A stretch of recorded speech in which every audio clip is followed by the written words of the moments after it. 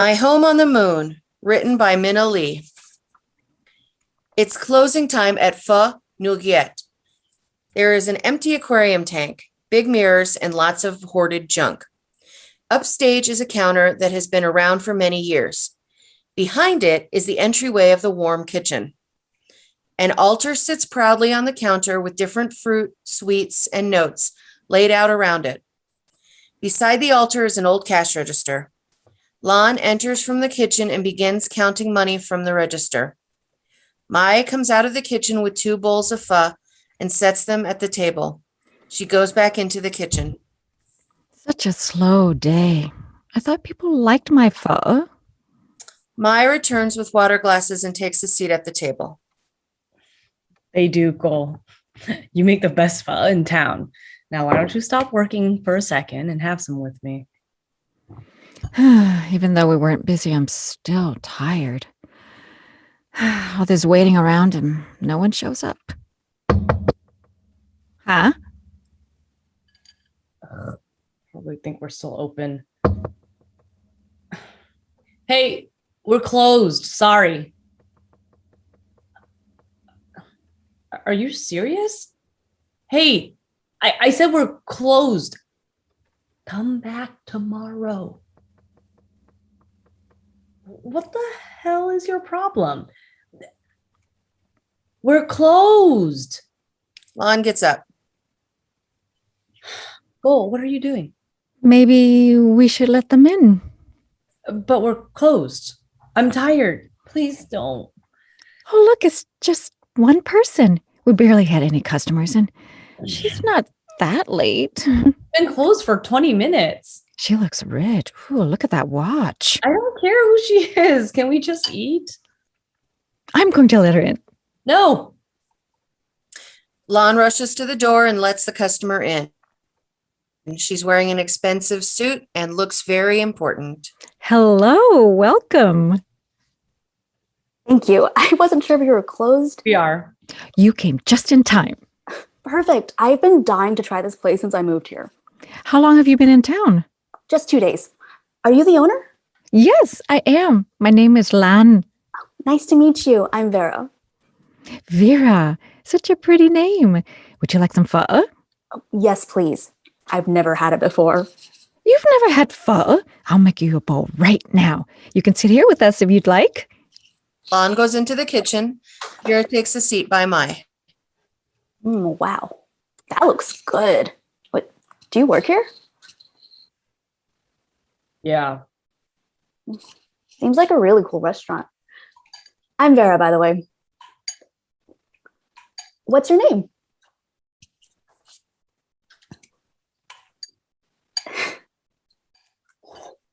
You're a really loud eater. I just got done working a very long shift and I'm tired. So excuse me for wanting to eat in peace. And can you not sit so close to me? Vera scoots her chair away a bit.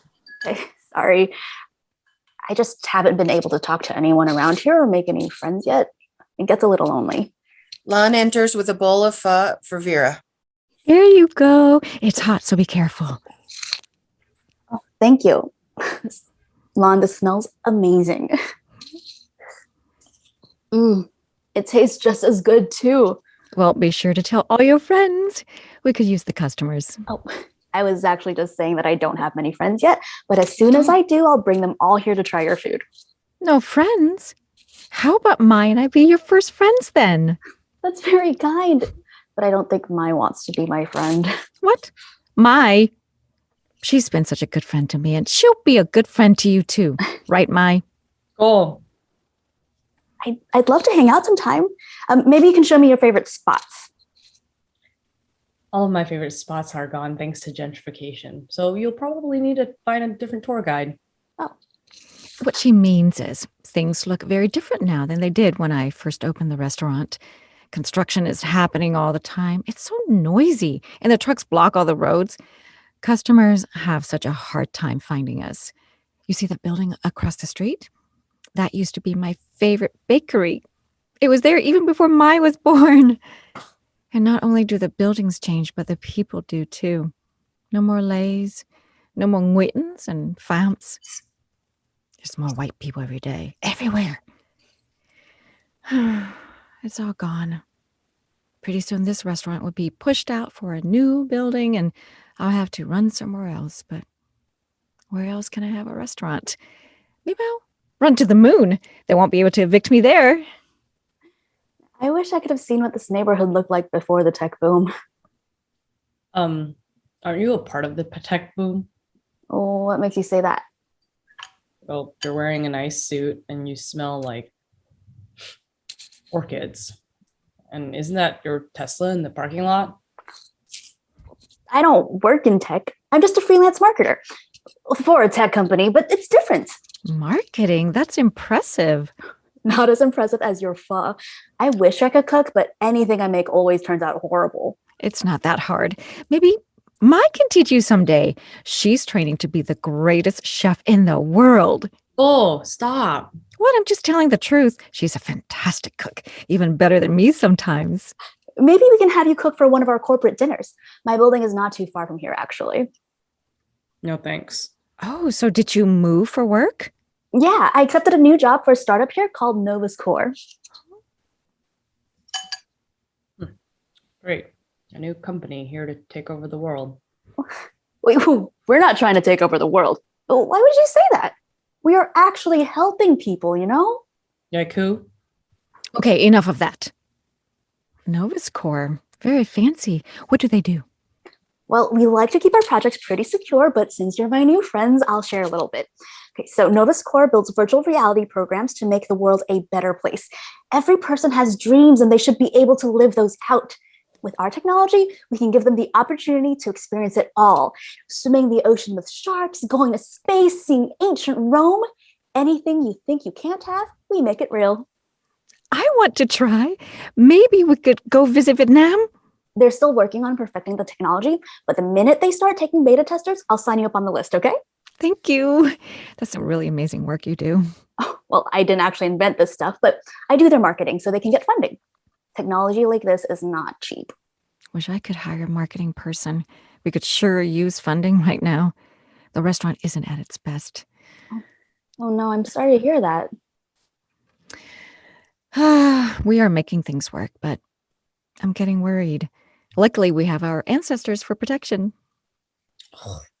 We don't need ancestors. We just need techies like her to stop destroying our neighborhood. I just got here. How could I have done anything? It's your culture or your lack of culture. With lack of culture, I'm Asian too, you know. Yeah. An Asian gentrifier. Please, you two, stop this. Mai, that is not how you talk to customers. Well, like her need to be doing more. We all do what we can, okay? Sit down and eat. You too, Vera. You know, she's right. I should be doing more to help. I hate knowing that so much is being taken away from this place. And I know that I'm probably part of the problem, but I really want to help. Everyone should be eating here. This food's just amazing and the owner's so nice. This place should be packed every night. I know. Why don't I just do your marketing? What? What? I should have thought of this the minute I walked in. This shabby little restaurant needs my help.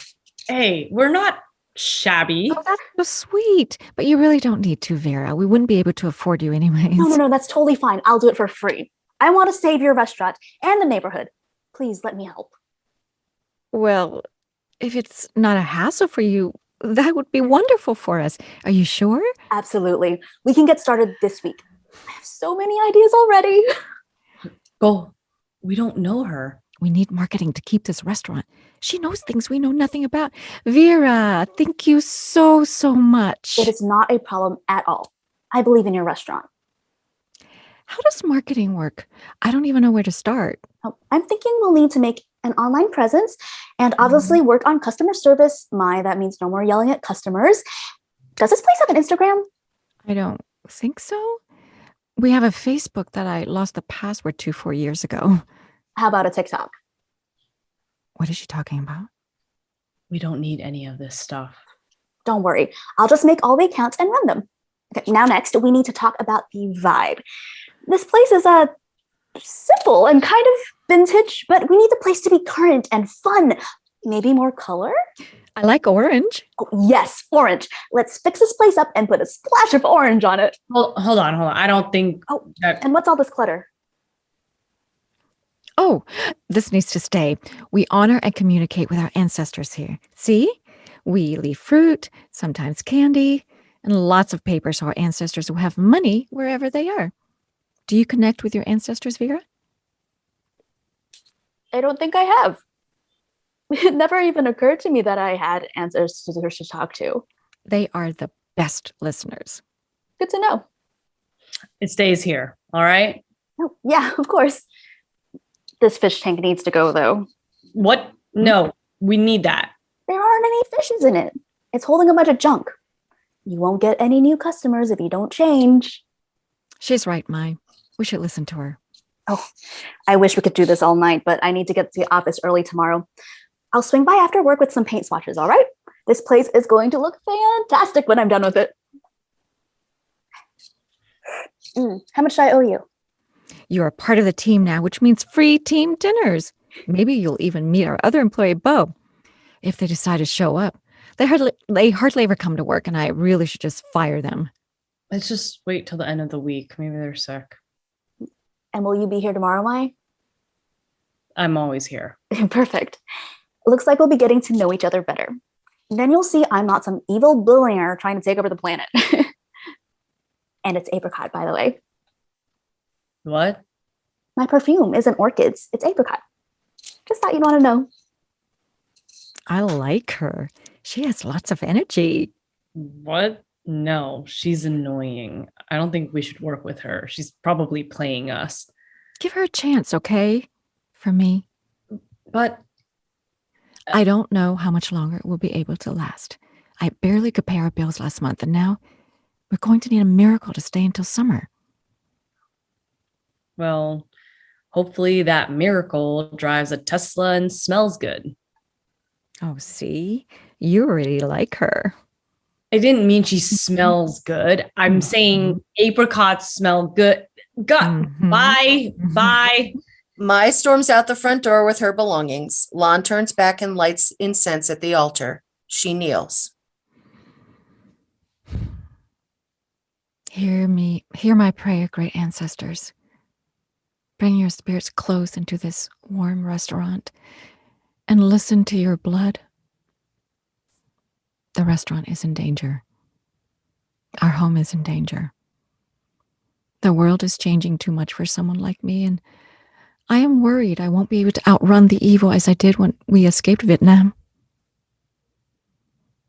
Why do people always need to leave homes to find new ones?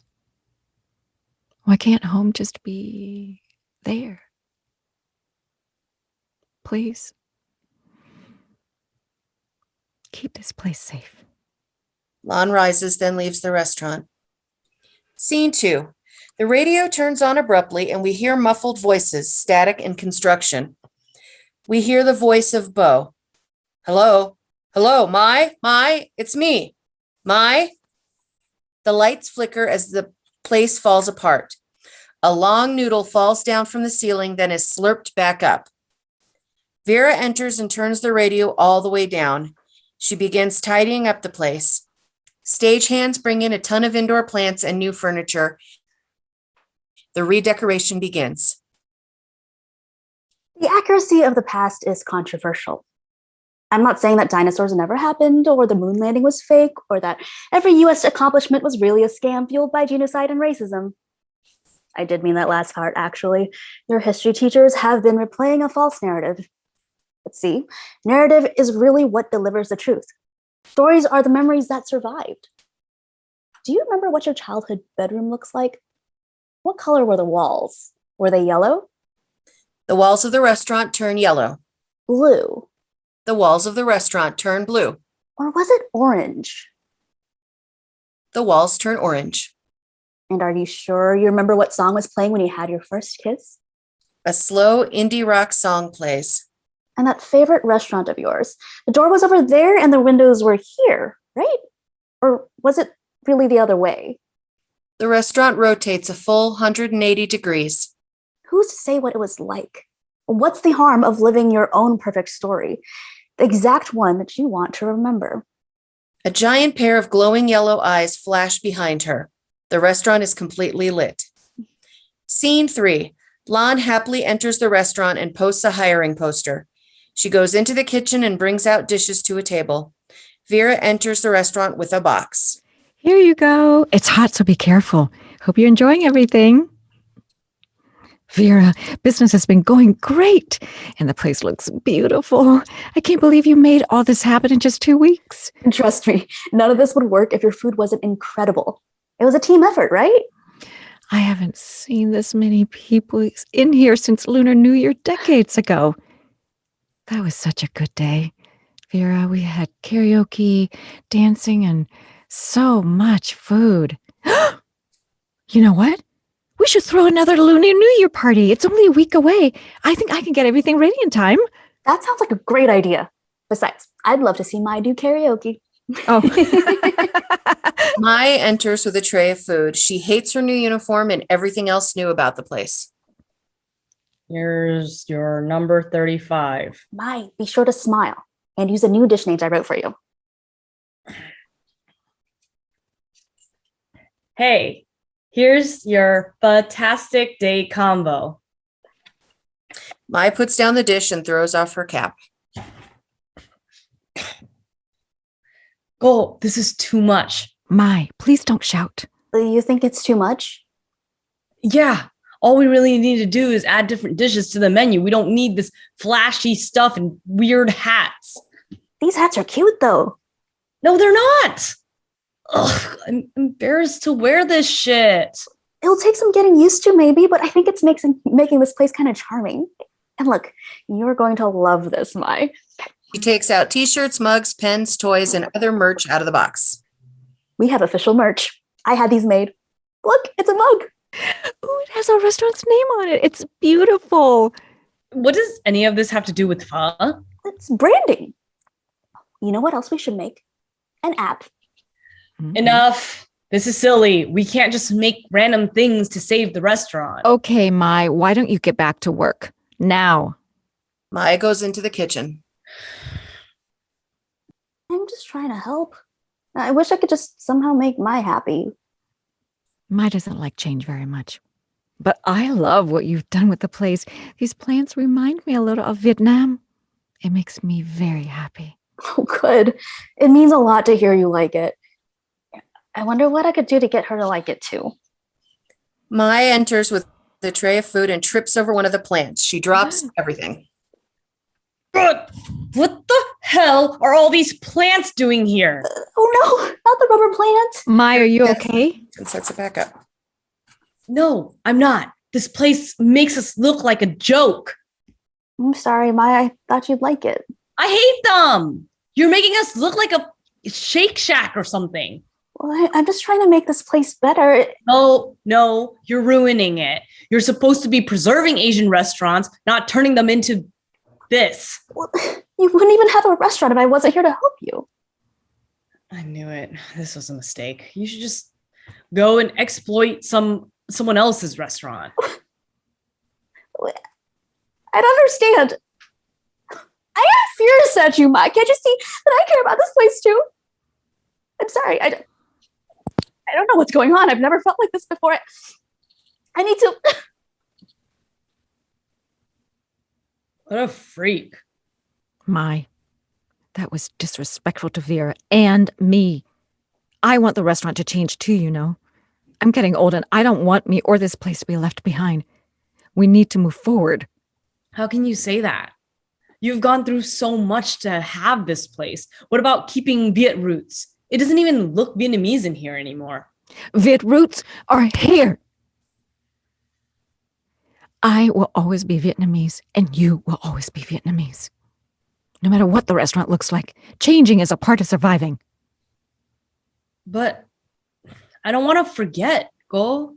If we change too much, we might not have anything left. Nonsense. How can I ever forget the village I grew up in?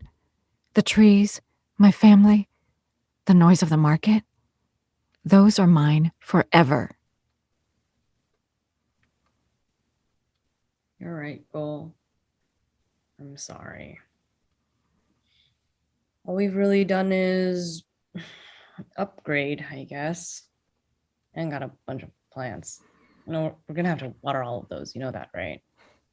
How are we gonna Or- keep all these alive? Don't worry, I'll take care of it. They look so nice in here, right? Yeah, I guess they don't look too bad. And we were pretty busy. That was nice. I wish Bo was here to see it all. Me too. But looks like they've left for good. No call, no text, just gone. Don't worry, though. We'll be hiring a new person any day now. Now, come on. Let's close up and go to Shake Shack. Sounds great. You get started. I'll look for Vera. Someone owes her an apology.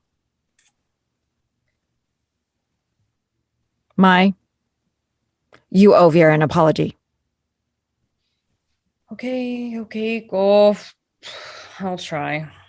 It would help if she wasn't so intense. Mai turns off the neon sign and begins cleaning tables. A long rice noodle dangles down from the ceiling and Mai walks into it. What?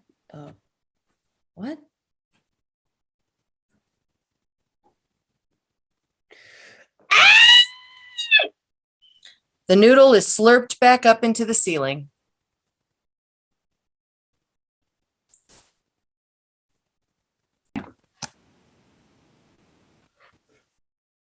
I've never been a talkative person, not in public nor in private, really. I just always found it very hard to say what I think, my opinion on things, you know? I have opinions, of course, but I'm the kind that prefers to keep them to herself. It's not like somebody would care for them. Not much, at least. But it's easier to build up your mind on things when you don't have to share all your thoughts with someone else. It's easier to be honest when there's no one around to judge you, you know? Does this make sense to you? Does this make sense at all? It probably doesn't, as usual. When did I become this senseless person, this crazy, moody lunatic? I still don't know how that happened. When I met him, I used to be very sensible. All my thoughts used to fall right into place. Even though I didn't share them much, I knew that they made sense, that I made sense. And I still think that's the reason he fell in love with me. At first, at least, before he saw the rest of me. That quiet, motherly, caring part of my personality that made him instantly feel at home. I'm his home. Do you know how precious that is? And of course, he came to love that more. But I used to be a person, a woman that makes sense. And then one day I wasn't anymore.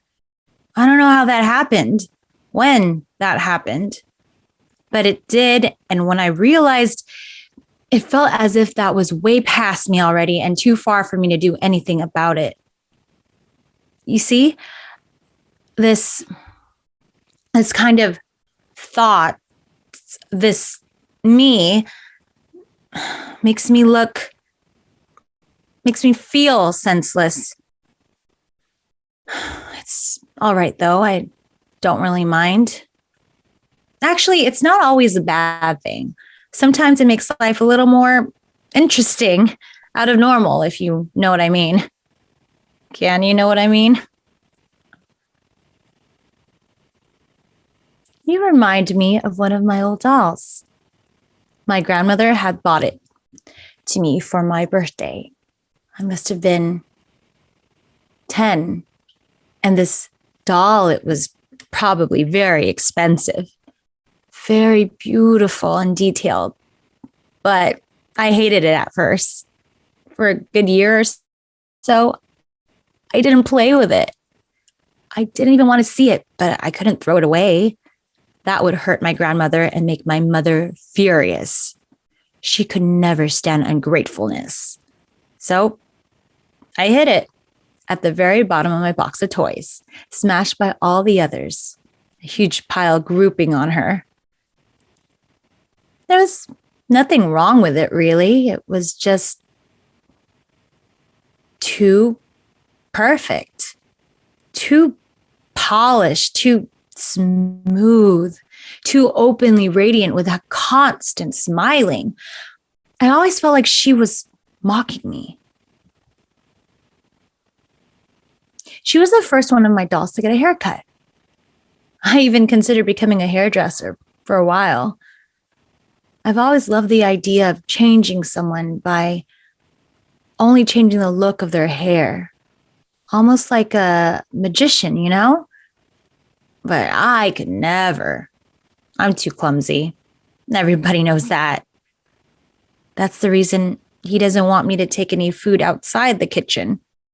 The stakes to get a stain on the carpet or crumbs on the couch or anything at all. You idiot, come on, for fuck's sake. Are just too high. What's worse is that I just don't notice.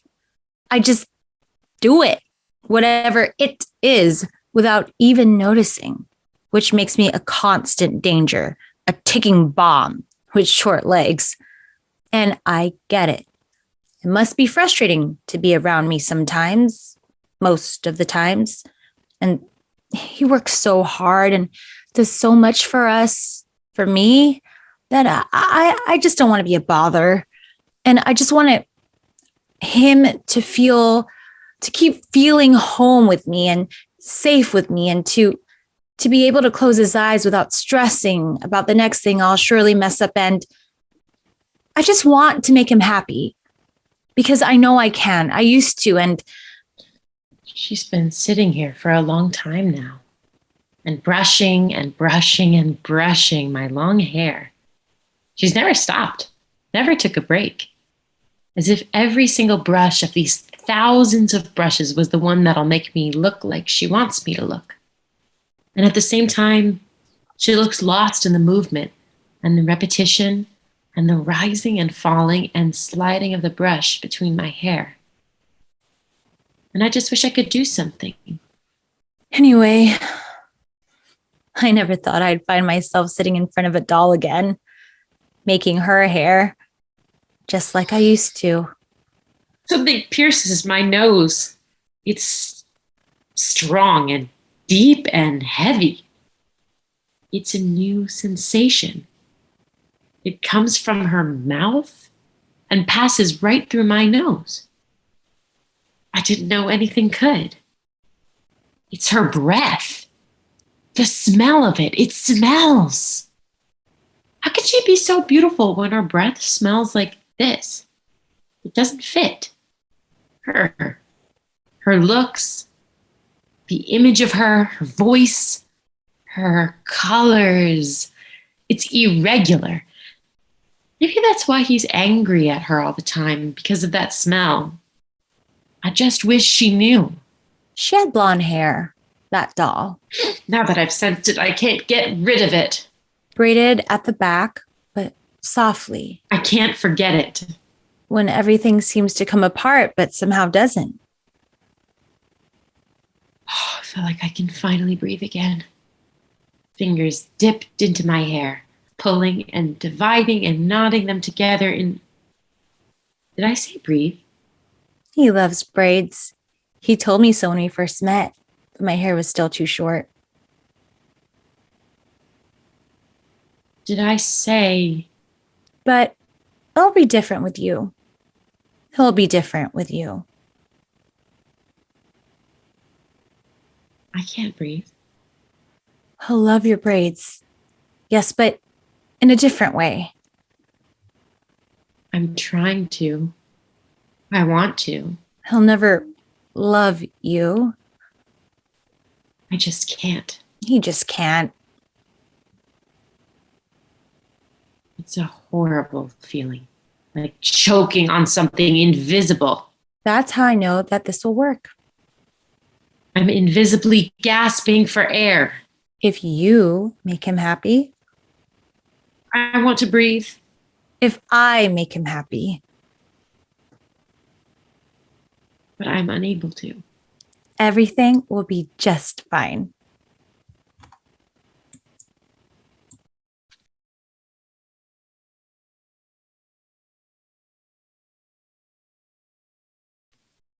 I wasn't ready. I'm not ready. Still. And still, I was. The whole time. I was still. I was sitting in a new room, a new space, excited and curious to know, where am I? I'm here. On a quilted blanket at the end of a large bed. There's a fire in front of me, in a cave carved inside the wall, a chimney. The fire pops and crackles through the chopped wood and sprinkles red and yellow sparks, red and yellow and orange and white. I like the colors of fire. I feel the colors of fire and its warmth.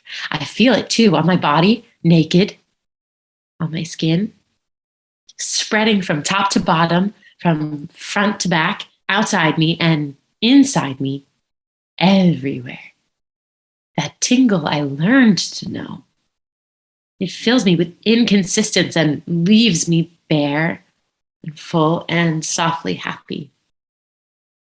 Waiting. I know I am waiting for what? I hope it's her, but I know it isn't. And that makes this all the more engaging, the unknown. Fire keeps crackling and popping, eating the chopped wood a little at a time, one bite at a time. And while listening to the fire's crackling and popping and sprinkling sparks, I suddenly know that someone's behind me. I can feel someone behind me, where I can't see. Waiting, still. Listening and waiting, still. The sound of the fire covers their breathing. It makes them mute. But as they move closer, I start to see their shade, painted in black on the wall in front of me, above, inside, around the chimney. It grows at every step. It's a tall shade, thin but not too thin, and slow in its movements, calibrated. It sways a little in the light of the fire before their body takes its place and the chimneys and the walls, and it becomes all I see. Flat chest, small shoulders, straight waist, long legs. I look for myself inside this body, and I can't find myself, nor her. This is different. It feels different. Dangerous. Somehow. And still I feel pulled towards it. One bit at a time, I feel my eyes searching for differences and similarities, sliding and pausing on each part of it, like the fire tongues do over the chopped wood. And then the body, this body, slowly crumps. It bends and kneels in front of me. I can see them now, a neck, a head, a face. His are liquid eyes. I catch a reflection of my body inside them, floating in their gaze. His mouth is flat, with no expression, but his lips tremble and strain to lie still. Does he feel anything? His hands slowly move towards my arm. He lays his finger on my wrist. I wait and wait until he slides those fingers up towards my neck, like pencils drawing lines on my skin. I can feel the warmth, different kind of warmth, spreading, the tingle growing stronger. His face is close to mine now, close enough for his breath to fill my ear. The hair on his cheeks gently pierces through my skin as he sinks into the side of my neck. 1, 2, 3, 4, 5 times and more. His mouth eating my skin, sucking it with his lips, biting it with his teeth. The tingle is wild now. It deafens me and I'm suddenly blind. Everything's blurred and white and black and of all colors, and I can feel all kinds of feelings at once and nothing at all. Nothing I can describe. Nothing I know. When shapes become shapes again, even if only for a second, I can see the ceiling above me dancing in the light of the fire, and I can feel his body all over me, pressing me down into the mattress, squashing me and squeezing me in too many places to know where and how and what is happening. And I'm still facing the ceiling, lying on my back, still. And the tingle starts to burn. And still, I can't move, and I can't see, and I can't understand. And still, I feel the fire spreading from the ceiling to his body, to my body. It's inside me and burns all my feelings to the ground until this feeling takes a hold of me. And I want to kick and punch and scream because I suddenly know what kicking, punching, and screaming are.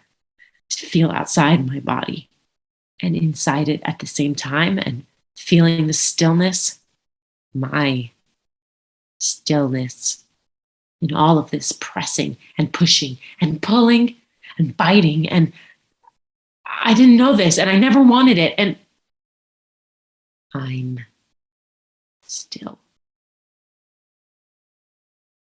here, still there, under him, under the ceiling, the fire, the pain, the anger, the sadness, the feeling of drowning and gasping for air and choking and lying still while hating him and myself because I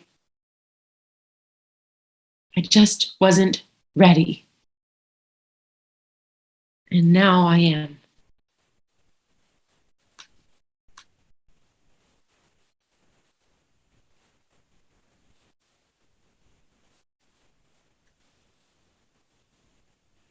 I'm dirty, sticky between my legs and on my chest and on my stomach and around my mouth.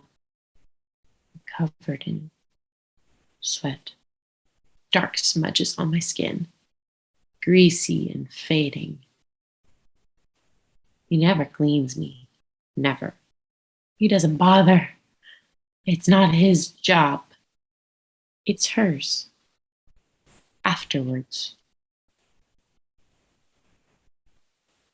And she walks in armed with a bottle of bleach and scrubs. Green and yellow and silver. The liquid is cold, but it burns and stinks.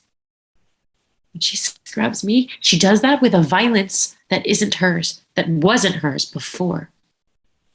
Her brushing leaves other signs on my body. Deep lines carved on my skin, thin and yet so painful to look at. She wipes it all off, the dirt of her man, off the body of another woman. This woman, who is nothing but a doll. And I hate it. And I know she hates it. By the way, she doesn't look me in the eyes while doing that. She doesn't speak to me. She doesn't feel for me. She doesn't dare. Nothing matters but him and what he's just done to me, and not to her. And she's angry. She's hurt. She's tired of my naked body lying on her bed. My bed. Their bed. Our bed. Whenever he fancies me, in the middle of the day, early in the morning, or late at night when they should all just be asleep. I can't sleep anymore. She sprays and scrubs, almost peeling the skin off me, destroying all the evidence Nothing happened. of him, Nothing's ever happened. of his presence on me. Why did she choose this? Me. Him. We're destroying her. Everything's okay. And she knows. She slapped me once, before I knew what a slap was, before it became unusual. It was her first time right after my first time. I remember feeling so happy when I saw her walking in after he left, a friendly face. That's what you call it, right? A friend. I was happy to see her because I thought her presence, even just her presence, would make me feel better and make it all go away. You bitch! But it didn't. I'm alone, aren't I? Just like she is. How could we be so similar and so different at the same time? I wish I could ask her and tell her that I'm sorry.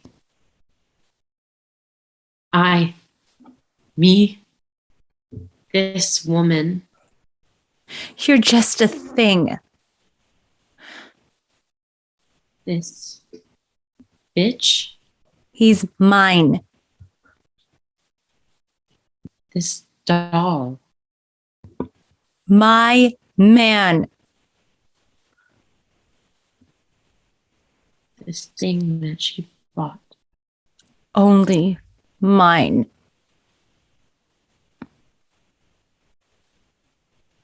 Is suddenly his.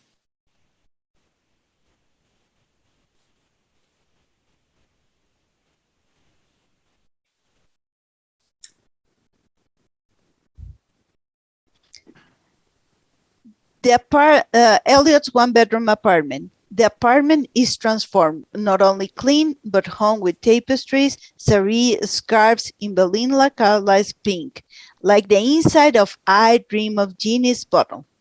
Why are you being so difficult? Why don't you want your man Friday to know how we met? He knows, he just doesn't know the details. So you did tell him? In broad strokes. Elliot, why are people lined up outside? And yet you didn't tell me how you met him. Interesting. Anyway, how should I know why they're here? Elliot. So I helped Howie with his application to community college. There's no reason for people to be knocking my door down. All these people are here for community outreach. We never got more than 6 or 7 people for that.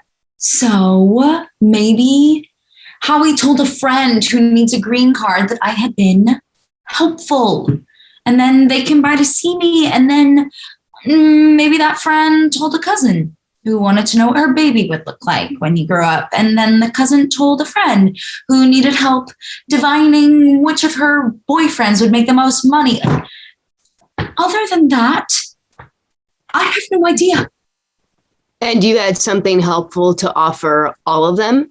It's Belinda Carlisle. I'm telling you. She unlocks all these things that I sort of knew, but I never had the confidence to say them to people. I hardly recognize myself. I'm so decisive and assertive, but I can't get it to stop.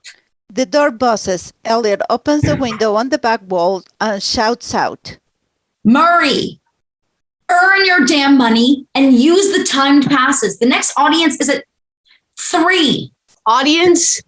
It's been nonstop. At first, I was just seeing people first come, first serve, paying Murray like $20 to run the line.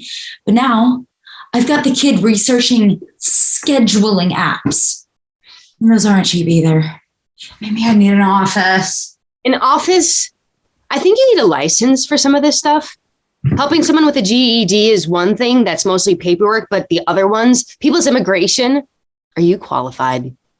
You don't have to sound so surprised that I help people. I'm a peer counselor with some help from the universe. You've always loved helping people? But a little tarot reading for your neighbors is totally different from Oracle, oracle, oracle, what are they saying? oracle, oracle. That's me. Oracle, They call me the Oracle. oracle, oracle. They call you what? Oracle. I don't get why you can't just be happy for me. Why do you find my success so threatening? No, this is definitely weird. Don't try and put this on me. I don't want you to fail, but I also don't want to see you running some kind of long con in the neighborhood. I don't promise them anything. I didn't tell them to come. I just try to answer their questions. But what I do foresee, Georgia, it all comes true. Fine. Then tell me what you see for me. Oh, this is not typically how Belinda Carlisle and I work. Enough with Belinda Carlisle. Elliot, if you don't explain all this, I'm calling your mother. Oh, holy shit, Georgia, you are overreacting. Prove to me you've got at least 1 foot somewhere near reality. I was there when it got bad, Elliot. Prove to me this isn't that. Bitch at Delphi never had to. Oh, no, prove don't that. change the subject. Fine. What do you want to know? Huh? I need a question, something to answer. Fine. Tell me what you know about Christopher. Oh, boring. Okay. Okay. I am getting a picture. Normal parents. Weird, but okay. Oh, they're lesbians. And he's really good with kids, so that's good. You'll like that. They are really renovating his apartment. Yeah, it's all there if you want it. I don't know if you want it, but if you did, it'd be there. Wait, how did you two meet again? Wait. Don't tell me. I can see it. Interesting. What is? Okay, stop. You're freaking me out. Tell me, have you ever seen him in the daylight? Of course, we walked here. Or eat after midnight?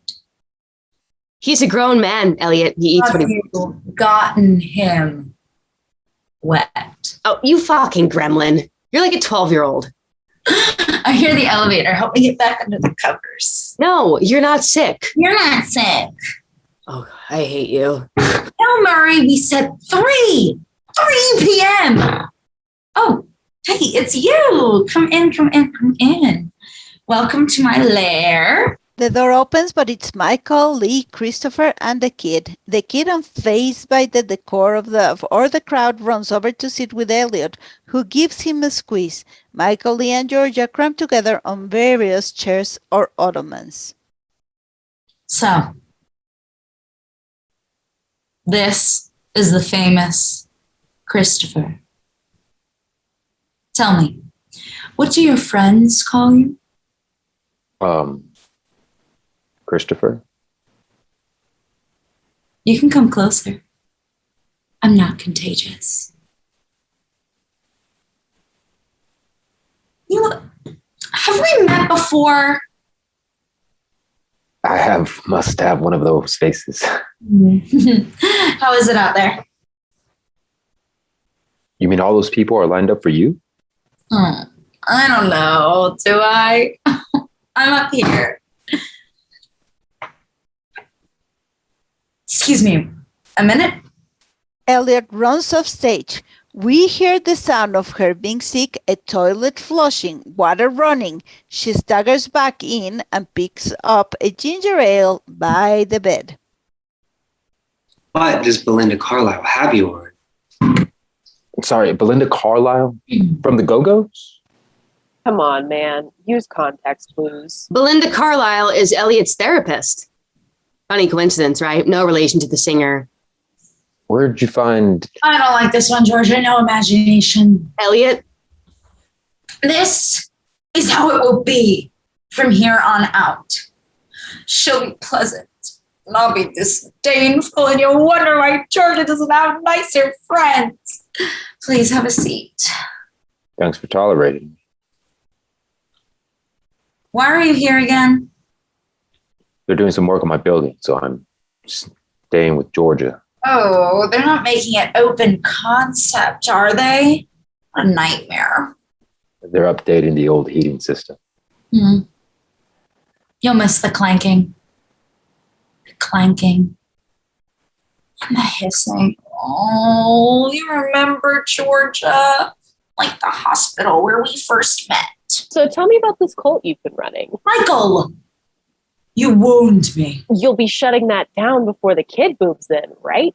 I find it offensive that everyone thinks there is something nefarious going on just because I am suddenly sought after for my wisdom. Wait, the kid's moving in? Here? But we thought that we'd give it a try with the new school year. Danny hasn't been the most receptive to the kid's journey. Ew. Ew. You can say it, Uncle Lee. It's not like some big state secret. I'm trans. Ah, congratulations. What? Okay, anyway, yes, that is the goal, for the kid to spend more of his time here. But we hadn't discussed the details yet. I thought you had a plan. Your uncle's only brought the idea up to me a couple days ago, kid. I need a little more time than that.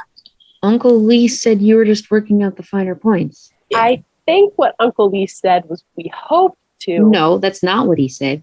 He told We haven't me even started working on your dad yet.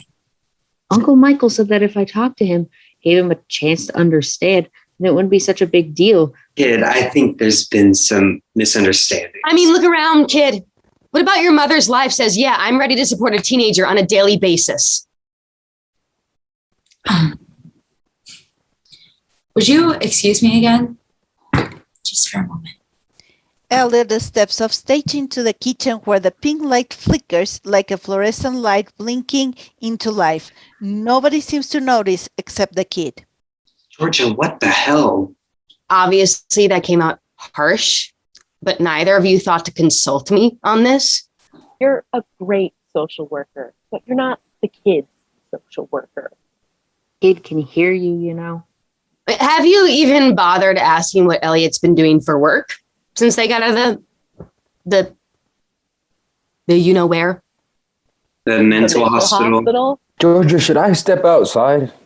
Elliot sweeps back into the room with a cloud of fog in which pink light still flickers erratically. Nobody reacts to the theatrics except the kid, who backs away nervously until he's pressed against the back wall of the apartment. There's no need. All are welcome, as I unveil what the universe has foretold as my destiny. Maybe we should think of this more in terms of baby steps. I am no child. My vision unrolls before me like a blanket woven by the fates. I am merely the scribe, the net that captures their wisdom, translating their mighty decrees into a shape mere mortals can begin to comprehend. Okay, you lost me. Are we supposed to guess?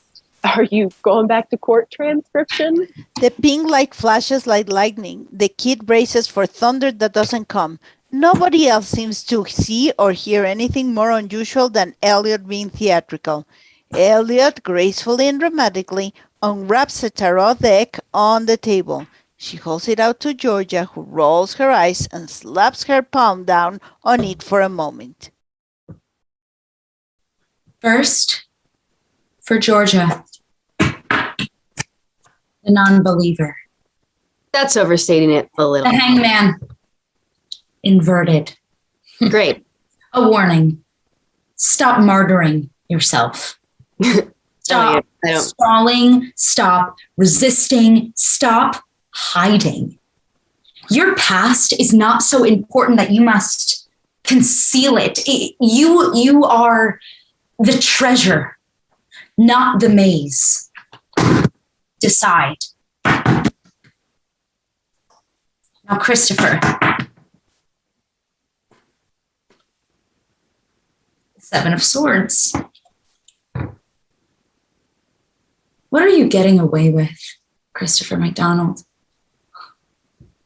Man cannot live on strategy alone. Now you two.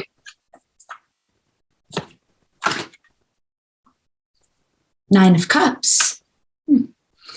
Satisfaction, contentment. Your wishes come true. Must be nice. Right. The Four of Pentacles. Reversed. Your gratitude gives way to smugness, arrogance, entitlement. Your material success gives rise to greed.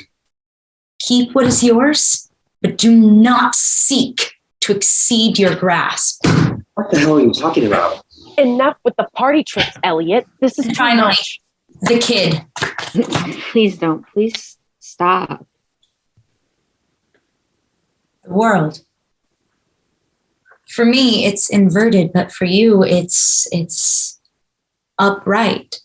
But look, it's also a wheel. We're all in some process of transition. Look, kid, it's you in the middle of all of us. There's the bull, that's Aunt Georgia. There's the lion, that's Uncle Michael, a cherub, Uncle Lee, and the eagle.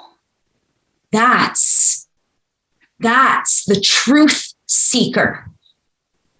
The stubborn energy that seeks without fear.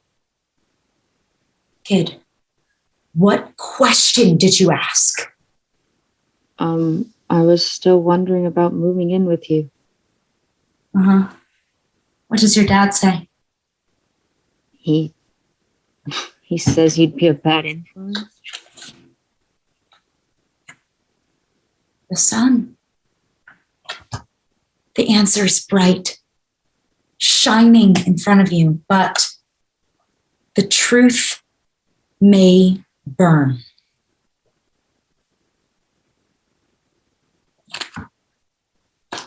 The thing about people like your dad is they're terrified. Their sense of self is so fragile. To challenge it is to challenge them, and they react like you've become a threat instead of their child, who they love more. Who they love more than anything. He said he may never see me any differently, like I'm always going to be the same person. Maybe every parent struggles with that, even me, among so many other things. Your Aunt Georgia is not wrong. I don't care.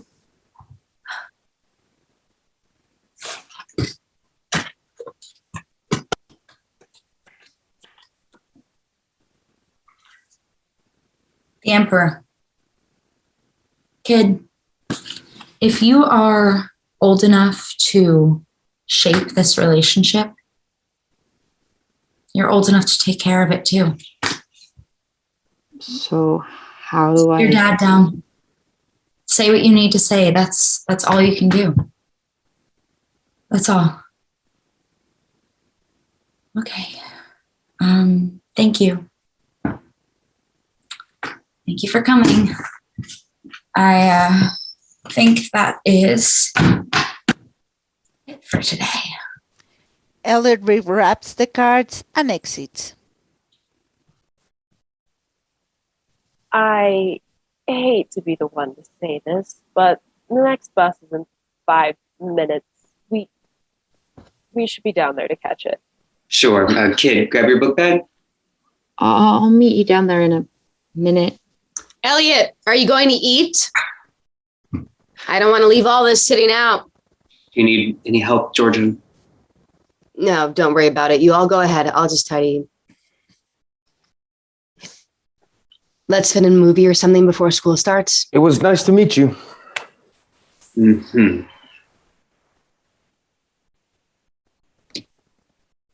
Bye, Mom. We're leaving. Mom? Bye. Is this for me? He picks up the World Tarot card and slides it in his pocket. Belinda Carlisle flickers in the kitchen and he steps into the room to see what it is. Scene 12. The flat comes down. This time it's the front of the building. The benches slide back on stage, accompanied by a bus stop. Michael and Lee are sitting on the bench waiting for their bus. Georgia and Christopher are waiting to see them off. We could walk back. The bus will be along in just a minute. Are we not going to talk about how weird that was? More weird than usual. Besides the line of people outside calling her the Oracle, which, by the way, she has been called worse. She sounded like she actually thinks she is some kind of oracle. She's always been eccentric. Believe it or not, her ratings are actually improving. It's better than, you will meet a handsome stranger. We used to get that all the time. And maybe this is just unfamiliar territory for you, Georgia, to see her like this. Her energy's up. I mean, she's open to meeting new people and I mean, look at this line. It wraps halfway around the block. I'm not talking about her mood. There's something else going on, and you're too wrapped up in playing happy family to see it. Hey, that's our kid you're talking about. He's not. He's her kid. He's not your kid. As she speaks, the kid joins them, standing just behind the group. Only Christopher sees him. yeah, of course, he's not our kid. Michael never wanted kids, so he's what we've got to work with. Will you stop throwing that in my face? Helping to raise the kid was our compromise. Just like you agreed to it, just like I agreed we'd never get married. Yeah, but that doesn't mean I don't regret it sometimes, okay? What the fuck? Oh, honey, no, don't misunderstand. What the fuck? Nobody regrets you. That's not what we were talking about. I'm worried about your mom, sweetheart. And Honey, calm down. There's no reason to get so upset. Look at me, kid. You've got to calm down. Lee, give him some room. Lee tries to put an arm around the kid who shoves him away. Lee stumbles back, feeling helpless. Not yours. Mom's not even thinking about me. Dad can't stop yelling at me. And now I'm not even yours. I don't understand. What is it about me that's so... Hey, kid. Hands on your knees right now, okay? Can you touch your toes? Knees. Toes. Show me. That's great. Do 3 more, okay? Are there any medications? Anything you needed to take today? Oh, shit. With lunch out and the visit, That's okay. Hey, hold off for a minute. Hey, in for 2. 1, 2. Hold for 3. 3, 2, 1. Out for 4. 4, 3, 2. Oh, can you do that? Good. Now slow it down. In for 3. 2, 3. Hold for 4. 4, 3, 2. Good. Out for 5. 4, 3, 2. Good. You're doing great. I'm going to ask your uncles here if you got any medicine out, okay? Do you have something to drink in your bag? Or that's great. Look how prepared you were. What a pro, man. Lee, could we have whatever he should take and something to wash it down? Georgia, could you call Elliot? Ask her to come down. He's going to be just fine, but I think he could use another familiar face. good luck getting her out of the apartment on short notice. As she speaks, Elliot flings the building door open. Kid?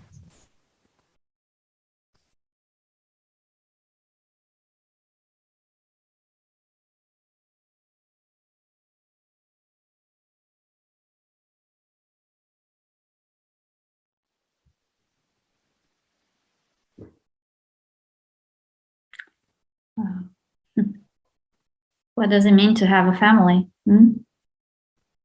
What? No, I'm serious. What is a family? Is the one we were raised into or the one we make ourselves when we grow into adulthood? Can we just watch TV and not philosophize? Yeah, sure. God, I hate her. She's so fake. Look at her smile. So fake. Oh, come on. She's kind of nice. At least she does something. Yeah, she just takes selfies all day and posts them on social media. Hey, let's watch this episode, okay? Okay. Do you think they will make them eat ants? Yeah, I bet they will. I mean, that's the name of the show, right? Shit Express. They eat shit if you give them enough money. I think it's weird to do this kind of stuff for money. I mean, would you eat ants or snakes? Depends how much money they would give me.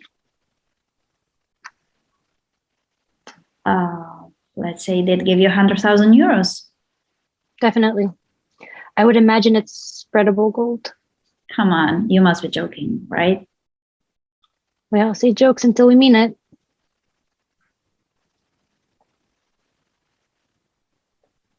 Your phone is vibrating. Mm-hmm. It's probably Mom. You don't answer? Nah, not in the mood.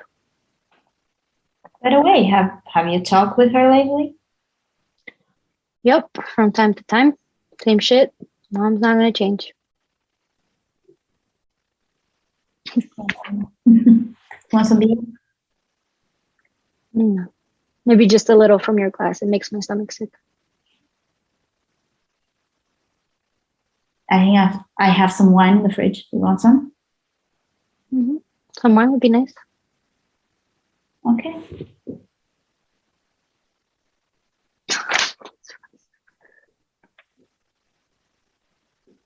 Here you go. It's cold as ice. Thank you. Listen, I'm thinking of going to the seaside for a couple of days, and I was thinking, do you want to come by? Maybe, I don't know, you can stay with Roberto while I'm working. Nah. You know, I don't like the summer heat, and spending all day in the sun, not for me. Sorry, sis. No, it's okay. It's fine. Don't worry. I'll ask someone else. So what have you done lately? Tell me about yourself. Not much. Work. Taking care of Roberto. I've been trying to change my job for a while, but without much success. Mm-hmm. I feel very tired. In general, I don't have time for myself.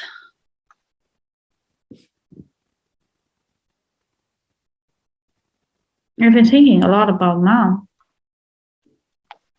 I cannot imagine how she handled it, being a single mom with me having a crazy almost child, and then when she had you, she had a crazy almost husband. Yeah. I don't think they should have had kids.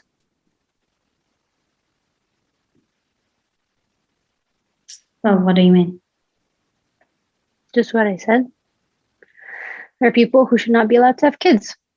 Mom is not completely sane, and my dad was crazy. So yeah, my mom worked a lot, and what did she give us? Money? But nothing else. She was never around, never home. Cooked maybe once a week, never helped with homework. My dad, God forbid. Well, I think they wish to have kids, and I think Mom loves us, and I'm sure, meaning your father loved you very much. And for what use? It's not enough to want to have kids the same way you want to have bags or houses, okay? It's one thing to have children and completely something else to be able to raise them. Look, I think you are mean to them. Yeah, sure. Fuck them. If someone would ask me if I would want to be born again, I would not choose this life. Well, I'm sorry, but that is a very harsh thing to say. Really. Never mind. Look, it's complicated being a parent, okay? I really feel this after becoming a mother myself. You need help, okay? You need someone to take care of your baby while you're at the toilet. Yeah, but you have Adrian and he helps you out a lot. Well, it does not mean I would not appreciate an extra help. I wished mom would come back and help me raise Roberto. Really? Can you imagine mom raising a child? Well, not really. I'm just dreaming right now. Yeah. Mom couldn't take care of us. Do you think she's going to take care of her grandchild? Well, you are right. Oh, I saw her when we visited her in Israel. I don't think she stayed half an hour with Roberto. She always had clients to talk to, busy working or watching videos on YouTube. Yeah. Mom watches a lot of crap on the internet, but at least she's not calling me 10 times a day, so thank God there is internet. Yeah. How is your new relationship? Kind of nice. But I don't know. I still have problems staying home alone. I always wish that someone would stay with me all the time, and then I get angry because I'm so needy all the time.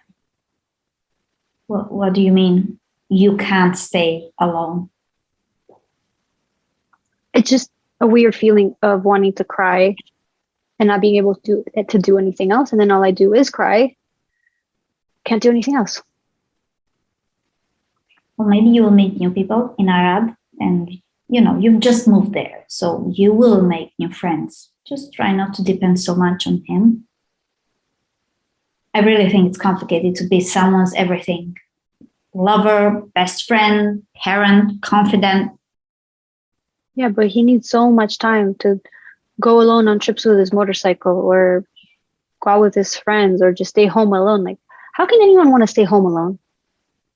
Well, believe me, as I'm a mother, I dream of being home alone, and I used to hate it.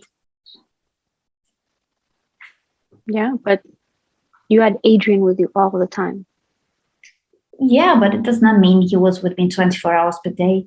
He used to do things on his own. I hate it every time I have to stay home and be alone. I had to drink like 3 beers just to handle it. And now? Now it's simple. I don't have free time anymore, so I envy other women who have not been moms yet. I don't think I'm ever going to be a mom. I don't think I'll ever be ready. Well, it's not like you become wise by night or after a miracle. In reality, I don't think you can ever be ready because you don't know what to expect. Look, it's not like you receive a book with instructions. Here's a manual. You will be alone and you will feel miserable while your old friends will be out having fun. In the end, you will get used to it. End of story. Do you want to watch something else? Maybe Friends or Gilmore's Girls? Yeah, whatever. I don't care much. Oh, okay. Then let's watch Friends. It's my favorite. I thought Sex and the City was your favorite. Still remember you watching it with the girls in high school when they came over to our house. Oh, it was my favorite, but not anymore.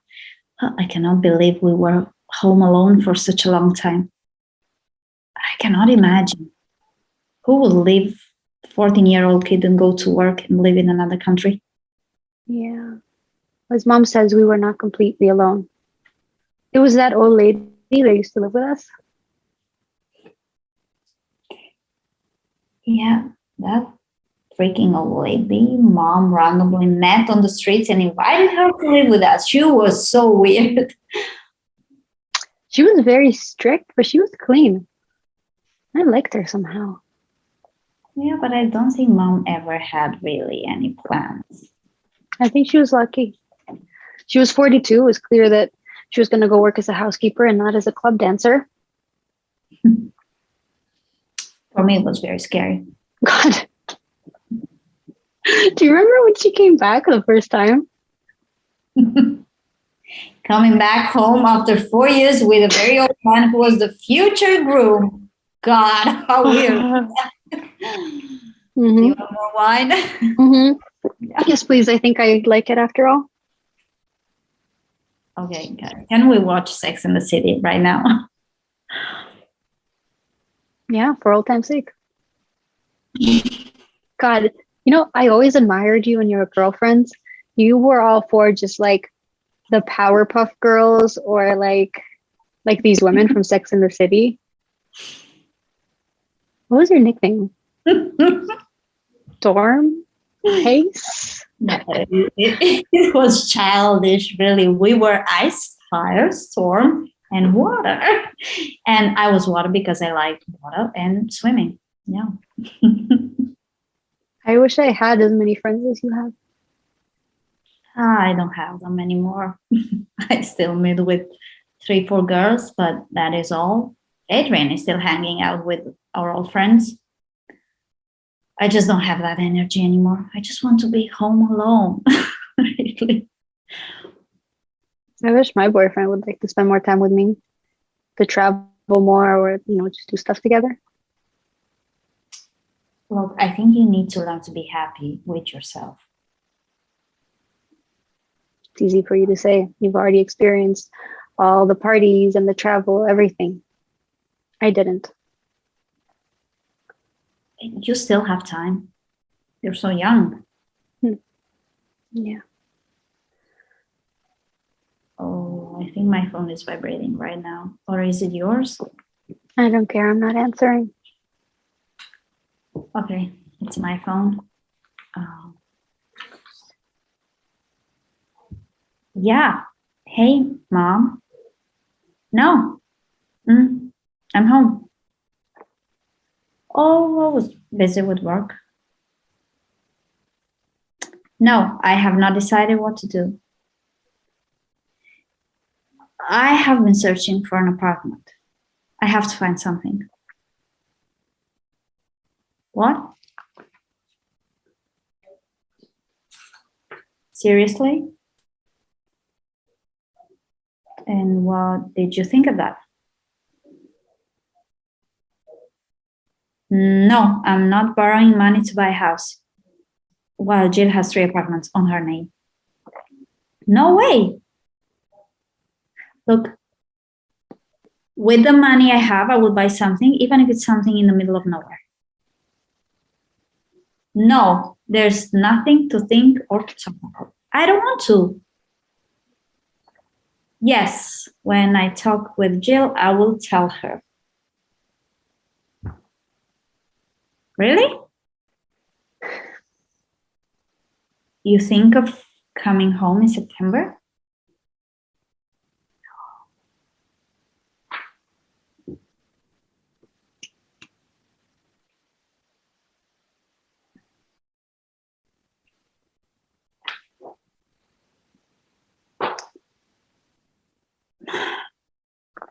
What the fuck, Jill? What have you talked about with Mom? Is Jill okay? There's nothing going on. She just comes up with her ideas. What the fuck, okay? You both are thinking of asking me to borrow money while you receive 2 apartments as gifts? It's not my fault. You said you didn't want money from Mom. It's not like I said that, okay? You both abandoned me and you took advantage of this situation. You just took all the money. Oh, come on, okay? You have no idea what I had to go through for the apartments with Mom. It's not like we are prostitutes and we do stuff for money. It was kind of a business deal. I mean, I listened to her calling me 10 times a day and bragging about all the shit while you're then traveling to India or having a love relationship. I listened to her, did all she wanted, and in exchange, she paid for my school, my tea, and my apartment. Yeah, the apartments, because there were 2 of them.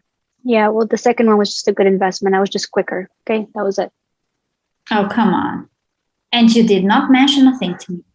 Well, when I was pregnant and looking for a new place to stay, you did not offer me to stay at your place.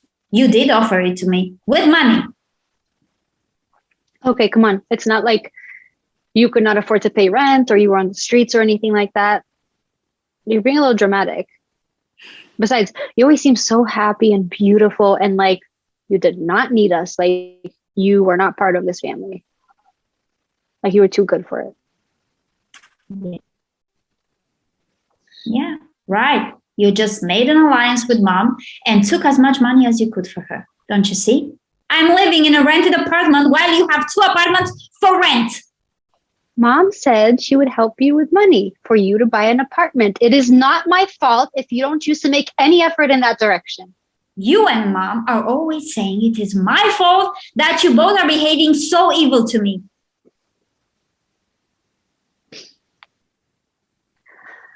So what did mom say? She coming home? Yeah, she's coming home in September. I don't know. I don't want her to come by and live with me and Adrian and Roberto. Can you stay with her? No way. I'll be very busy in September, but I can come for 2 days to visit her on the weekend. Yeah, great. I think your phone is vibrating. Yep. It is my turn to talk to mom. Yes. No, I'm fine. No, I'm home. Really? You come home in September? Who bought the plane tickets, Yael?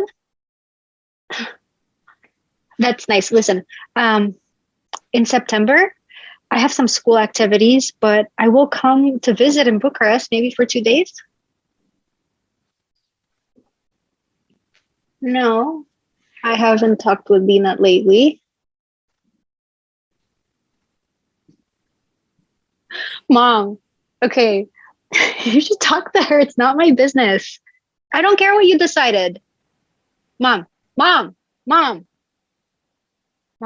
am fed up, okay, with solving other people's problems. I am done with that in this life. Okay, no, I'm not a jerk. I'm just fed up with all this shit. You call me 10 times a day and all you want to talk about is money and Lena's marriage. I have a life too. Yes, I know you two have a life, but you are too focused on us. Yes.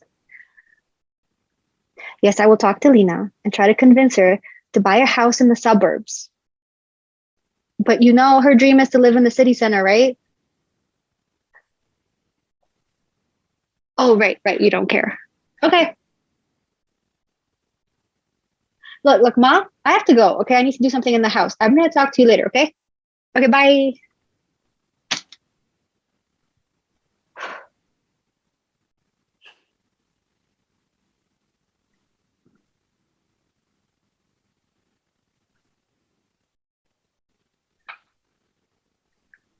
Hi. Aileen, I don't know what to do. My dad's in the hospital. He has cancer. Terminal stage.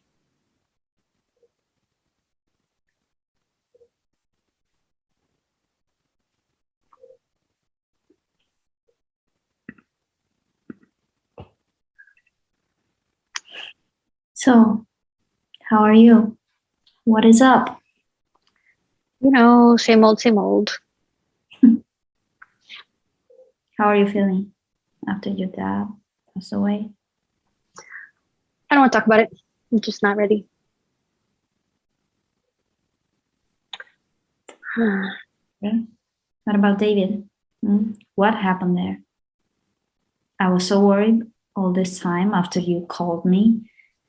You should have dumped him right there on the first day he was talking aggressively to you. Okay, I don't want to talk about that either. But he hit you in front of your dying father. Okay, he was pissed. Dad was screaming. I don't remember what I told him. He just hit me on the head with an apple and then pulled my hair. Okay, I don't know. I was being stupid and...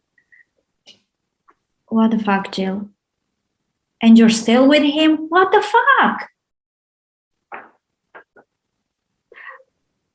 I can't can't deal with the loss and with the breakup at the same time. Okay, I will break up with him when I am ready. Will you be ready? Yes, I'm sure I will be. A fucking asshole. Can we just not talk about it? Yeah. Okay. How are you with the money? I'm paid for all of it. I don't know what I would have done without her. Oh, they were very weird together, but somehow they managed to help each other. Yeah. Mm-hmm.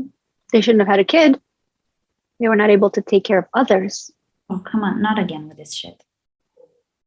I mean,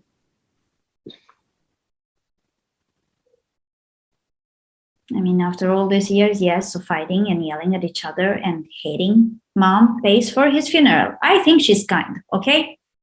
I think she did it so that she wouldn't lose his apartment because she was afraid his sisters were going to put their hands on his inheritance. Come on. I don't think anyone would think that way, really. I don't know. Doesn't matter anymore. How are you about her coming home in September? Oh, I have to rent a place for her to stay in. I cannot imagine her living with us under the same roof. I had enough hatred last time she came. She will use everything she sees against me. Now, what about you? What we will do next? What do you wish to do in the next, few months? What's your plan? I don't know. It's like,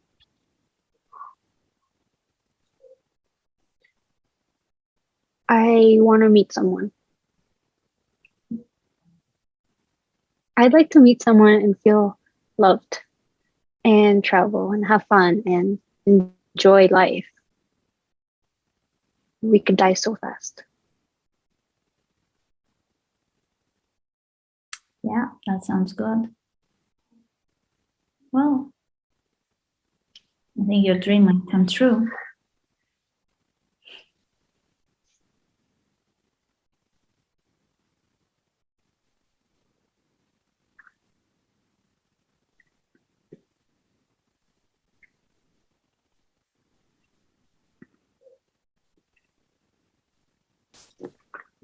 Mom, you look good. I have missed you. Mom, hello. Come on, please. Come on. Come in. Oh, look how nice Roberto is. Hello, Roberto. Do you remember me? Hello. Oh, he's a little shy. He will get used to you. Look, Roberto. Oh, come on. Your grandmother from Israel. Do you remember when we flew with the airplane and visited her? You don't. That's okay. Oh, please take this cat away. I think it wants to bite me. No, Mom. Hey. She does not. Just ignore the cat, okay? Look, you can leave your luggage in this room, okay? You have. Please turn on the air conditioning. It is so hot. Why do you keep it turned off? Are you saving money on electricity? Oh, well, no, Mom. We've just been with you at the airport. Of course, we turned the air conditioning off. I want to turn the TV on. No, please. It's not screen time yet. Oh, well, okay. I will just be bored then. Jill, come on. Help me fix some coffee, okay? Mom, do you want something to eat? No, thank you. A coffee would be good. I'm playing with Roberto. Oh my God, she looks so old. Oh, come on. Don't be evil. I'm not. It's just the truth. No. She just looks tired, okay? And a little bit, spaced out. I'm sure she's a little bit scared about, the medical results she received. Yep, scary shit. But what happened with that apartment you were going to rent for her? No. It's too expensive. Besides, I kind of figured out she will be upset if I don't let her sleep in my house. So, well, no, you know better. yeah. Come help me with these cups and take the milk container out from the fridge, please. Okay. You have a very nice house. It is small, but it is nice. What happened with the owners? You said he died. They still don't want to sell the place? No, they said it is good money for the family. Besides, no, I don't want to live here forever. It's noisy and there's not enough space for the three of us. Yeah. The child has to have his own room. Do you still sleep with him in bed? Yes, Mom. Depends. Sometimes I sleep alone. Sometimes he sleeps with his dad. Coffee? Yes, please.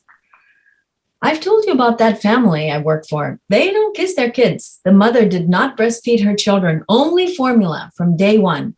And the kids are very independent. Mom, these are World War II techniques for maltreating the kids, okay? It is not okay to not kiss your children. Please, just stop telling me about them. You are so not open to progress.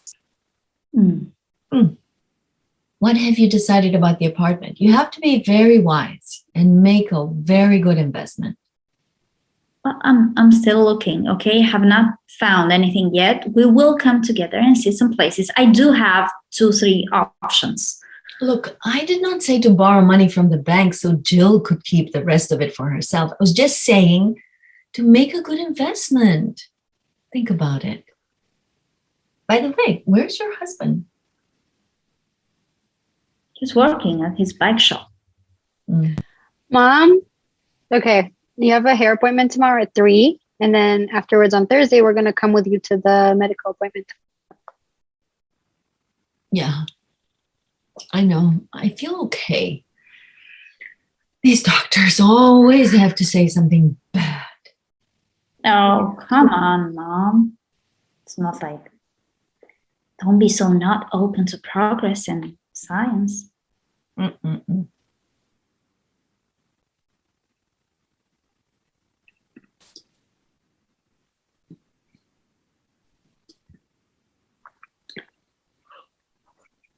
So, how are you? Fine, just solving problems here and now. What problems? I forgot I had driving class and then told my boyfriend we were going to take a trip. And I don't know, I'm really airheaded lately, but enough about me. Why did you call?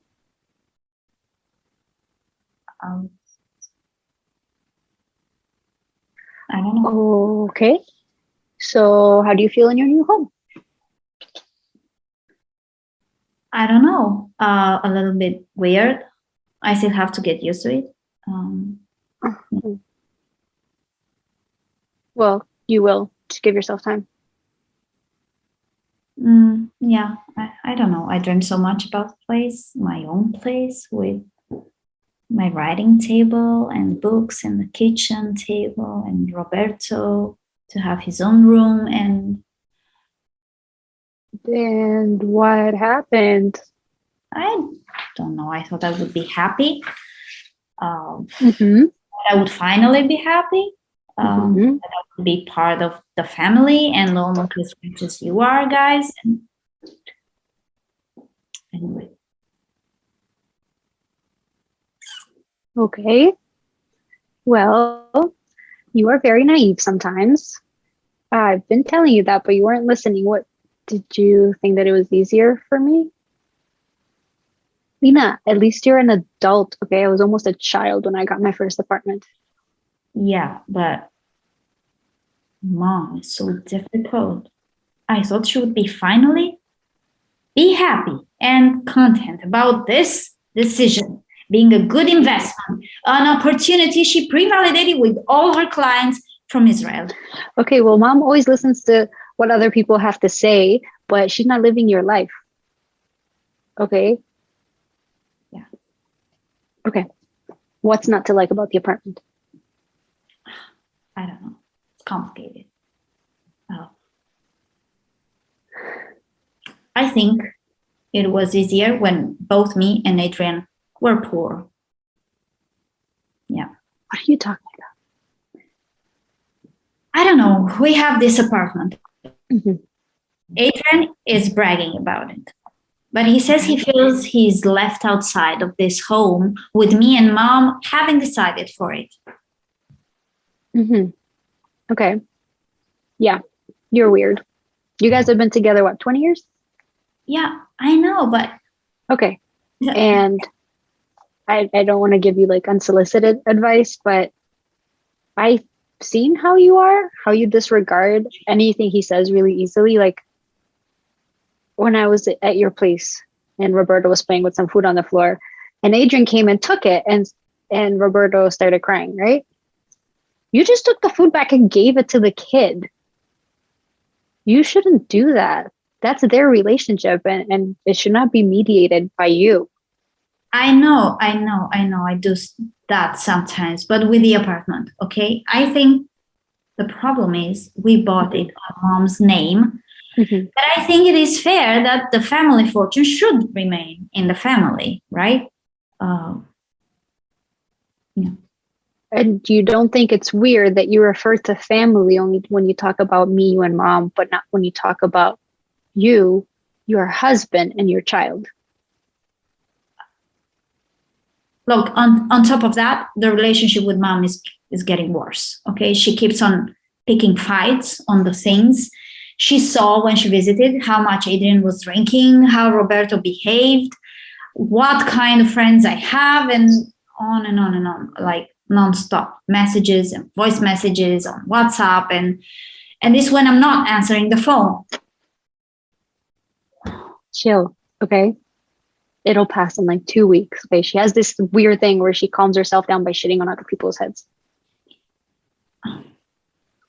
It's weird to hear you talking like that. Okay, I don't think I have ever seen you like this. I don't think you have ever been listening.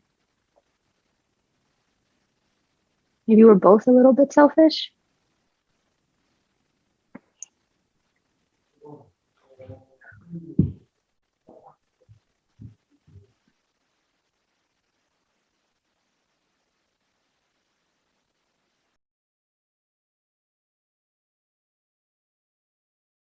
Hi, greetings from Denver, Colorado.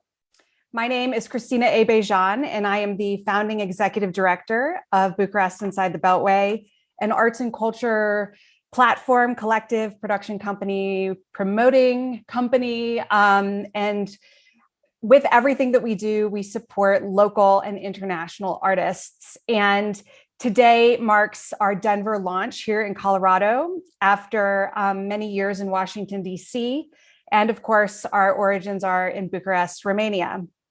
So we're so fortunate to have the Radiance new play showcase be our launch. And I want to say very briefly about how Radiance came to me and who brought it to Bucharest Inside the Beltway. And that is Amanda L. Andrei's, I would say it's her fault because I would not have been hit by this wonderful idea that ended up enriching all of our lives this year if it weren't for her. So briefly, Amanda is an award-winning playwright. She is based in Los Angeles. She and I actually first met in Washington, D.C. in the Library of Congress at a poetry reading featuring Romania's most famous revolutionary poet, Ana Blondiana. At that time, Amanda was a leader in the Filipino-Filipina theater scene in DC, and then moved to California to earn her MFA in playwriting at the University of Southern California. It is important to note that Amanda has just received the great honor of being a finalist for the Eugene O'Neill New Play Award. For those who don't know, this is probably the most prestigious competition for new plays in the United States of America. So it's an honor to have Amanda as our inaugural residency director and the force behind Radiance. Now I shall introduce each of our playwrights. They were selected from a rigorous application process There were over 100 hopeful candidates for this residency who applied from around the world. And I'm going to introduce each of them. So first, Minna Lee. If you could raise your hand, Minna, give a wave. Thank you. She is is a playwright, performer, and animator based on Lenape land. So thank you so much, Minna. I'm presenting the playwrights in the order of the plays that we just watched. So Anna Pellegrini is an Italian writer based in London. Her play Sandy was performed at the Manchester Fringe Festival in September and will be available for you to watch in its entirety as part of the Living Record Festival in January 2022. You can rest assured that BIB will be sharing that video. Next up, we have Maddox Pennington. Please raise your hand. Maddox teaches college writing at the University of Southern California. We have a USC connection in this group, and writes plays about queerness, mental illness, and families that surprise each other. You can find them on Twitter and Instagram at MKP in LA. And I should say you can find all of our artists on social media, and please start following them as well. Madalina Oprisan, she is a writer living and working in Bucharest. She is interested in migration and family long distance relationships. We hope that Madalina will be able to join us. Next up, we have Maru. Forgive me. First of all, Maru is here in Denver as well, and it was with Maru's theater company, Wheat Ridge Theater, that BIB was able to co-produce this showcase. Maru has been involved in theater as actor, director, and producer since 1984. She has directed over 50 plays, both in Mexico and the United States, and I look forward to further collaborations here in Colorado with Wheat Ridge, between Wheat Ridge and BIB. So Amanda, please take the mic and get us rolling on our question and answer. Thank you, Christina. I also just want to thank Christina so much for letting me approach her with this crazy idea and give me the resources and time and platform to work with all these wonderful playwrights. It's kind of weird that we're not in workshop, everyone. We're seeing each other here. So I was wondering, the plays that we've just seen, and congratulations on all of them, how do they fit in with the rest of your body of work? And whether that's, other plays that you've written, or, some of the other writing or art or performance that you've done. To what extent do you write on these themes, or in these plays, are you experimenting with anything or trying anything new?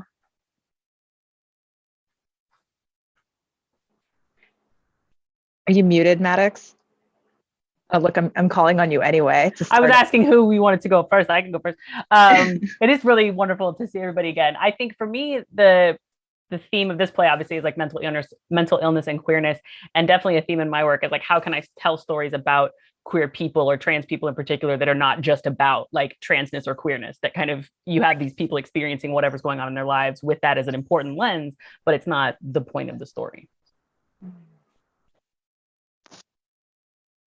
What about other folks? And Madalina, I know you just joined us and are probably in the midst of joining us, so no worries. We just started, and the question I was asking was, how does the play that we've just seen fit in with the rest of your body of work, whether that's writing, performance, art?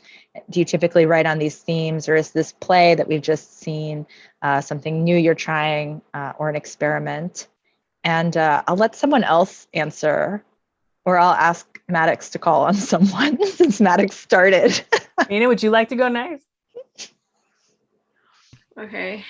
It's good to see everyone again. I think with this play particularly, it's kind of similar to Maddox, where I really wanted to write about queer characters, queer Asian characters specifically, in a way that wasn't about trauma or about like too much rooted in that identity, and have it be simply queer Asians dealing with a sci-fi element and being put in this simulation. So Yeah, it was mainly that. And I guess something that was new though was writing about specifically my Vietnamese heritage. That was something I've never intentionally wrote for an all Asian cast before.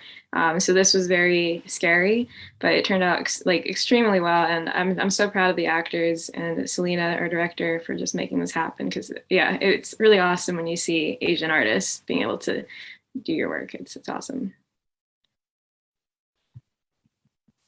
I wholeheartedly agree with that. Anna, You want me to call Maru, on someone? or Madalina? Yeah, you should pick Maru, Minna. Or Yeah. Maru, I'd love to hear your thoughts on just everything.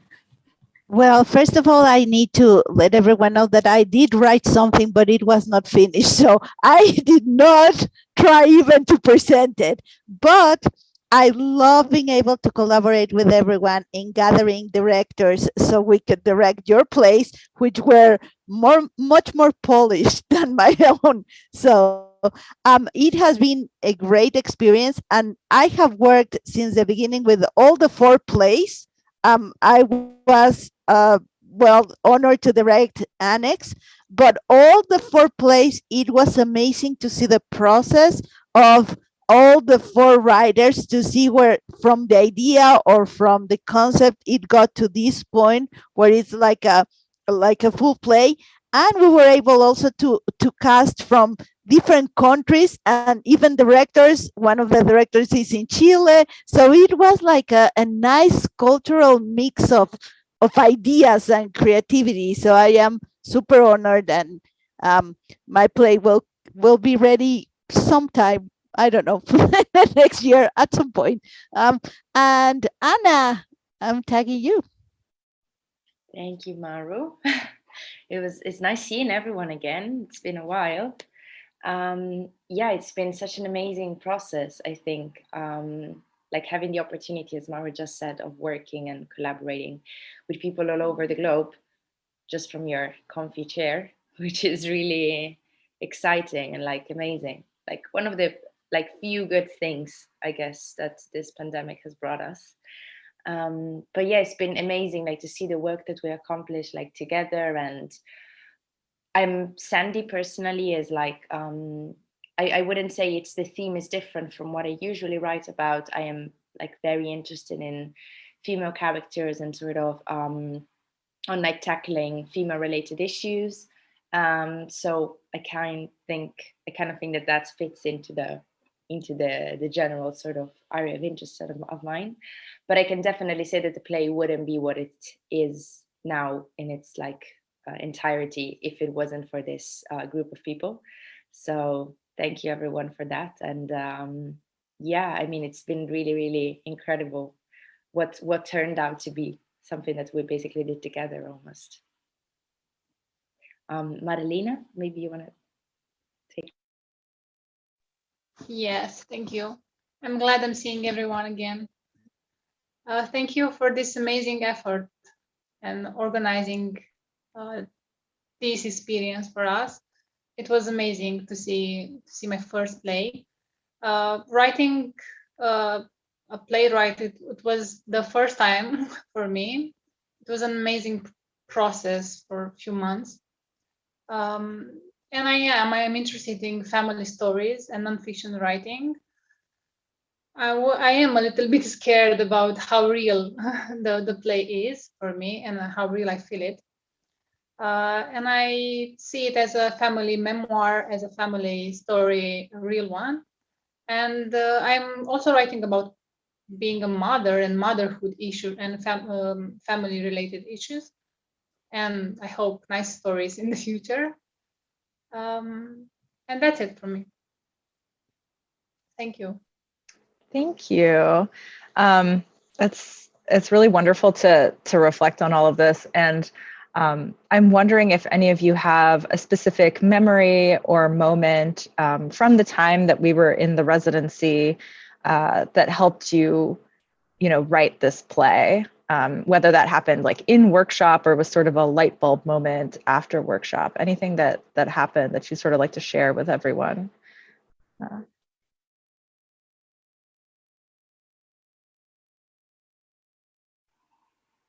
I'm gonna go first, so everybody else is less stressed afterwards.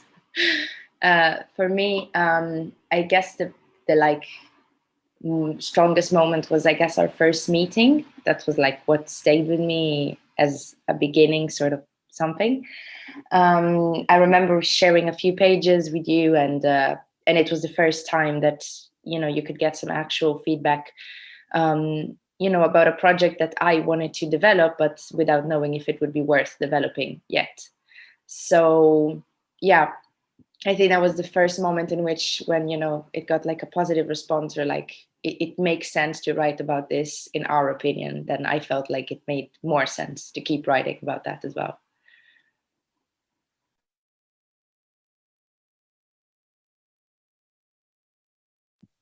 I think, oh, sorry, were you going to go?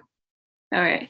I think there's a moment, kind of, I think it was like a sort of during one of our meetings, or we're on break or something, but I was like making this realization that all of our plays, while we're all in different parts of the world and we're writing about specific experiences in different parts of the world, these issues are all very much universal. Like gentrification is happening in Romania, I'm sure there's different parts of the neighborhoods, there's queer and trans families in like other parts of the world, in Italy too. And, of course, women all over the world are dealing with so many issues. So it's like, I think it was interesting just being like, wow, I am in a place where my play is really being understood. And I love that. And just being like, it's being supported by so many other different views. And like, I feel the same, where I don't think this play would have been the way it is without being in this room with all of you. So I'm really grateful for that. But it was a really cool moment being like, oh, this is the right place for this play.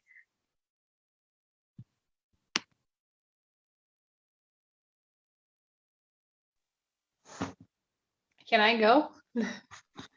Please.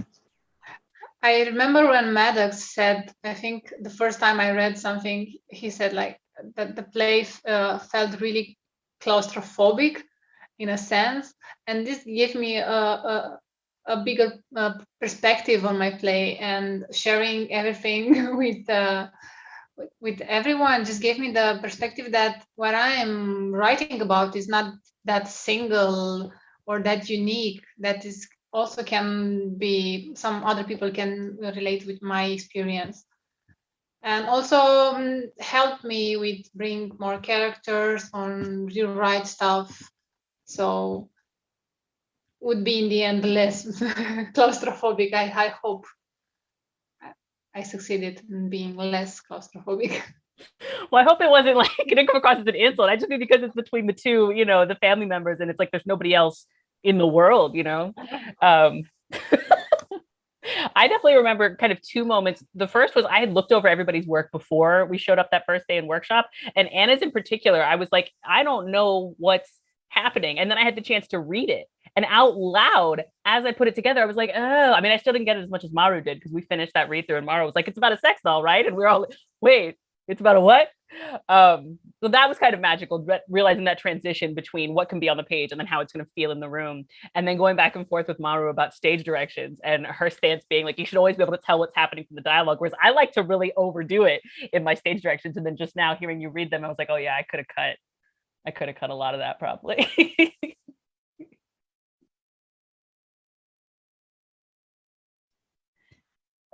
For me, viewing all the process of all the plays, like it was because I always have my producer hat too, so it was like we were writing, and then I was like always questioning, like, how can I make this happen on stage? Like all the other things, like, oh, these stage directions, they seem a little bit too much, or there's not enough, or it will cost an arm and a leg. So like things like that I don't know if everyone else, but I had always had like three different thinking ahead of time, like, oh, let's get this on stage. How can I make it happen? I'm not able to afford your play because I cannot find noodles coming out of the sky, or I cannot find a pink light coming out of for ANNEX play. So it's kind of it was interesting, and I love meeting like every other week and share experiences, and then also learn the real process of writing. So it's a different process. It was a nice exposure. I loved it. Thank you, everyone. Oh, it's so good to kind of like relive the summer through these memories. I know for me too, I know I wasn't writing a play, but it was such a pleasure to facilitate for everyone. And I think something that I think helped me as a theater artist during this play was getting all the actors together and then hearing them virtually. That felt really magical. I mean, it was great to be on like the other side of casting and to work with everyone. And then I don't know, it's just so fantastic that we could have actors from like all over the country just reading your work and helping you as part of the process, not just the end product, but like part of the writing. It was so cool. So you guys also helped me learn and grow a lot too as an artist. And I'm so happy. And if folks who are watching have any questions, please feel free to put them in the Facebook chat. And I do have a couple other questions. I'm curious for you all, like if you, what other recommendations or thoughts or advice you have for artists who are working in the virtual theater space, or maybe who are trying to build community digitally. Especially it's interesting now because the world is sort of opening back up, sort of not, kind of, but I think obviously the pandemic has given us a lot to think about in the way we create new work and build communities now.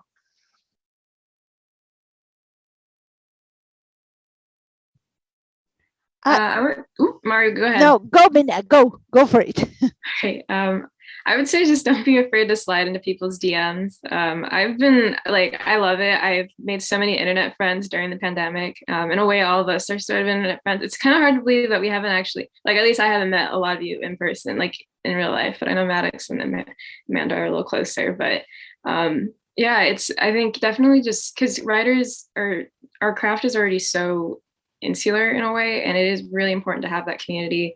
And reaching out over Instagram is, I'm a fangirl. I love being a fan of people's work, and I love telling people how much I love their work. It's only been positive experiences so far of like, no one's ever going to be like, get out of my DMs or that was weird. People have been so far really receptive. So I really suggest going out there and finding people you like and just like connecting. It's worth it. I think that one of the few positive things that COVID gave us was the ability to connect to people across different countries, different time zones, so don't be afraid to be connecting, as Minna said, to people and also sharing experiences. There is so much to learn, and presenting these, it was like eye-opening for me to learn about how things work in Romania. For me to learn, this was amazing. So in one of the plays, or in few of the plays, we use the pronouns differently, they or she or he. And it was eye-opening when Madalina said, like, I don't understand what you're doing with the pronouns. I know English, but we're not using the pronouns. And I'm like, of course, that is cultural. And it was amazing to hear other perspectives that you may never have the opportunity to share, just because we are in our bubble, we're part of the social frame where we live. Even from Los Angeles to New York is completely different. So it was amazing. I think probably the thing I took away the most was that, like, and I hate hearing this because people used to tell me this and I was like, no, there must be another way, but like, you just have to go do it. And I hate it because I don't want to go do it. I want someone to parachute into my life and be like, here, we're going to put on your show for you. But like, that's not how it goes. Like, you have to write the thing and you have to get people's eyes on the thing. And then you might have to go out and cast some people and find a room and put on a show and stick a camera in it so you can stream it elsewhere. I do think that we're going to get hungrier and hungrier for productions, even if they're virtual, where at least the actors can be in the same room, because you can stand to kind of watch that remotely. But at least for me, like, I'm hungrier and hungrier for watching live productions that have been filmed, as distinct from just seeing people in a Zoom space like this. Although again, it's great to get to work with actors that I know are spread out from DC to Chicago to LA.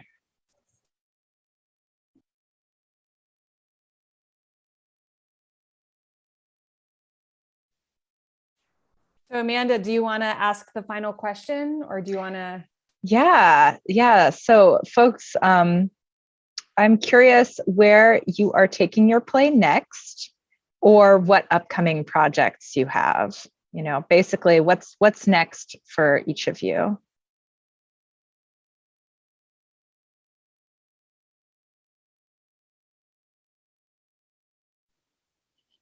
Again? Okay. All right. So I'm currently not writing, to be honest. I took a break and it's going to be not a long break, but I started a new job. So that is time consuming and brain consuming. And I do not have the space to feel free and write right now, but that's also a decision that I decided to take. But the good news is that Sandy was produced in September in Manchester and for a couple of nights. And it was part of the Fringe Festival. It went very well. And so the project of this year will be to take the play further. So take it to the Living Record Festival in January, where Maddox, you'll be able to see a recorded performance that you're craving for. and later on, we're probably going to go to the Brighton Fringe and hopefully in the summer to London. So fingers crossed for it all to go well. But for now, I guess the next step will be the Living Record Festival, which I hope you'll help me sponsor at the end.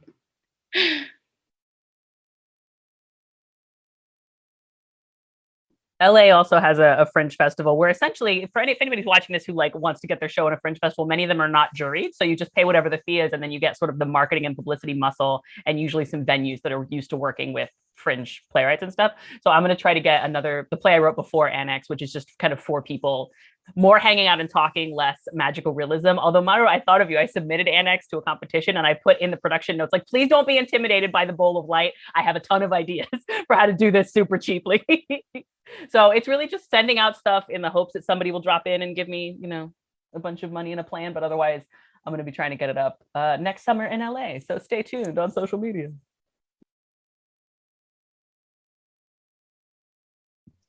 Well, I've been rewriting My Home on the Moon so much in the past few months. So it was funny to like watch this version of it because I just haven't thought of like the introduction is so different now. So it was like, oh, that's where it started. And now I have something very different. And it's I'm happy about both versions. And I think what I'm most excited about is actually just showing it to as many Vietnamese artists as possible. Because I just want this work to be read by Vietnamese theater artists. And that's really important to me that it's at least there so they're just aware of it. And I'm also in the process of releasing a webcomic that is very much overdue, but it's called One Horse Town Solar Rebirth. It's a webcomic spinoff of one of my earlier plays. And I've been drawing slides for it, and I'm getting the script sort of, I'm just having it being read by sensitivity readers. Hopefully in 2022, the first volume will be completely out. And I'm really excited to share that because it's kind of like, it's nice being your own boss, being like, you're going to do it your way, you're going to take your time. You get to do it's really great because you don't get to do that a lot in theater. So it's really, really nice to have this opportunity. Well, for me, I'm planning to finish the play that I started at some point. And Selena, who was one of the directors here, actually is pushing me to produce it by the Whitridge Theatre Company at some point. She mentioned December next year, but I don't think it will happen because we already scheduled the season. We are in the process of having a space for Whitridge Theatre Company. And I am directing 2 plays. One opens in January and one opens in April. And the one in April is in conjunction with a Bucharest Inside the Belt. And it will be an interactive, kind of scary play. But so that's what it's coming. And then, of course, just guiding the Whitridge Theatre Company, we have 6 plays produced between June and 5 plays between June and December of next year. So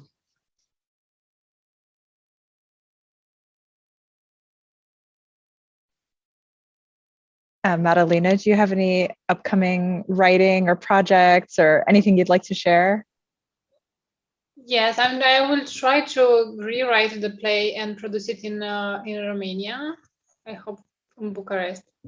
Meanwhile, I wrote for a project on motherhood, and I kind of met new people on theater scene in Bucharest. So I will try to produce the play in Romania. And on the other hand, I started to develop a writing workshop for non-writers on personal storytelling, and it's an amazing and interesting experience of being kind of a mentor for other people on writing journey.